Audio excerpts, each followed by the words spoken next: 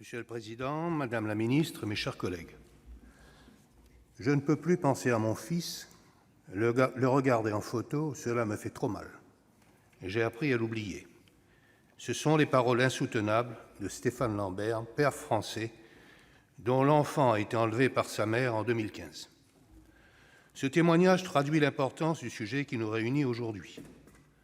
Il traduit également la situation de nombreuses Françaises et Français faisant face à des situations d'enlèvement parental. Je souhaite remercier le groupe République En Marche de nous permettre de nous exprimer sur le sujet, et en particulier le sénateur Richard Yung. Chacun dans cet hémicycle sait l'engagement et le dévouement dont il fait preuve depuis des années aux côtés des parents confrontés à cette situation. J'aimerais également saluer la Commission des affaires européennes du Sénat, ainsi que la sénatrice Véronique Guillotin, pour le travail conjoint. Un rapport et une proposition de résolution européenne traitant des enlèvements d'enfants euro-japonais par leurs parents japonais ont dégagé des pistes de réflexion. Les institutions européennes ont d'ailleurs été saisies de ce sujet. La proposition d'une nouvelle rencontre entre ambassadeurs des États membres de l'UE et les autorités japonaises, formulée dans le contexte qui nous est soumis aujourd'hui, est à mes yeux essentielle. Nous devons développer un dialogue constructif sur ce sujet. Car ce problème, tout en n'étant pas nouveau, n'est pas non plus une particularité française. De nombreux pays, à commencer par les États-Unis, sont également concernés. Des ressortissants italiens, australiens ou encore britanniques font face à ce traumatisme. Cela concerne des dizaines de milliers d'enfants par an. La bataille juridique qu'impose ces situations est très souvent vécue comme un parcours du combattant pour le parent souhaitant retrouver son enfant. De nombreuses actions ont été menées dans le monde. Récemment, un cabinet français a porté ce sujet devant le Conseil des droits de l'homme des Nations unies. La résolution que nous étudions aujourd'hui retrace les particularités du droit de la famille japonaise. Nous l'avons déjà souligné, la non-reconnaissance de l'autorité parentale partagée, d'une part, l'impossibilité d'un droit de garde alterné, d'autre part, en sont les deux points clés. Le principe de continuité, aussi mis en exergue, s'ajoute aux difficultés. À cela, la résolution oppose un champ lexical ne laissant aucun doute sur la nature du problème et l'impact sur les enfants concernés.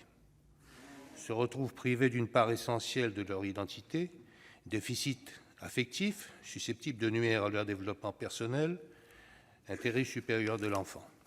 Des évolutions récentes dans le droit japonais ont été saluées par cette résolution comme allant dans le bon sens malgré l'identification de certaines limites. Il reste encore beaucoup à faire. En effet, nous observons que les trois points que je viens d'évoquer, l'autorité parentale, la garde alternée et le principe de continuité, ne sont pas concernés par l'évolution de la loi.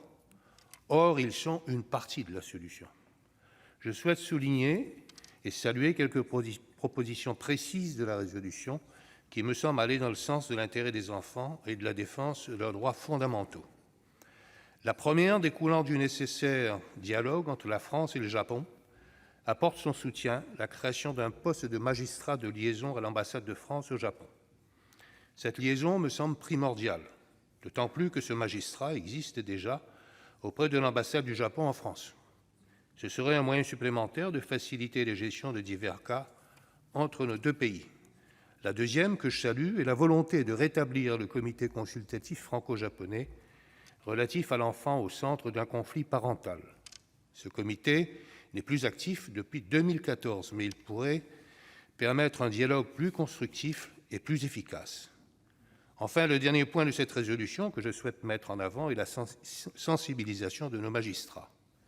Les conflits de droit international privé sont très complexes et nous devons prendre en compte tous les aspects. D'autres points de ce texte auraient pu être soulevés. Il est important que cette question soit entendue de manière régulière au niveau européen et international. Je suis convaincu que la création d'une liste européenne de pays ne respectant pas leurs obligations relatives à la Convention de La Haye serait une bonne chose. Les droits fondamentaux des enfants et des parents doivent être respectés et préservés. Le lien des enfants avec leurs parents est sous bien des angles une nécessité et participe à son bien-être. La France et le Japon, dont les liens sont forts depuis de nombreuses années, doivent poursuivre leurs efforts de dialogue pour trouver des solutions au problème des enlèvements parentaux. Le groupe Les Indépendants votera cette résolution et forme le voeu de voir les situations des parents et des enfants franco-japonais s'orienter vers le respect des droits de chacun. Je vous remercie. Merci.